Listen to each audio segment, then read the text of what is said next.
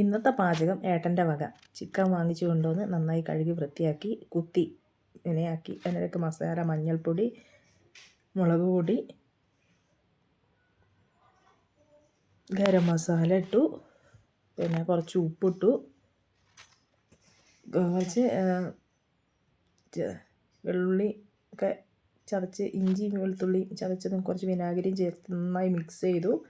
എന്നിട്ട് അത് ചിക്കനിൽ നന്നായി തേച്ച് പിടിപ്പിച്ച് കുറച്ച് നേരം ഫ്രിഡ്ജിൽ എടുത്തു വെച്ചു. നല്ലോണം എല്ലാത്തിനും തേച്ച് പിടിപ്പിച്ച ശേഷം ഫ്രിഡ്ജിൽ ഒരു 2 മണിക്കൂറൊക്കെ വെക്കുന്ന നല്ലതാണ്. നമ്മൾ പിന്നെ നട്ടപ്പാതിരിക്ക് ഉണ്ടാക്കിയത് കൊണ്ട് നമ്മളത് ആ അരമണിക്കൂറേ വെച്ചുള്ളൂ. എന്നിട്ട് പിന്നെ അതിൽ വേണ്ട ഫുഡ് കപ്സ ഉണ്ടാക്കാൻ വേണ്ടിയിട്ടുള്ള കാര്യങ്ങളും ചെയ്തു. അങ്ങനെ അരിയൊക്കെ ഇട്ട് വേവിച്ച് കപ്സയാക്കി. കപ്സയുടെ മേലെ എയർ ഫ്രയർ വാങ്ങിച്ചിട്ടുണ്ടായിരുന്നു. അതിനകത്ത് ചിക്കനും ഫ്രൈ ചെയ്തെടുത്ത് സൂപ്പറായൊരു കപ്സ ഉണ്ടാക്കി മക്കൾക്ക് കൊടുത്തു. സന്തോഷമായിട്ട് അതങ്ങോട്ട് കഴിച്ചു.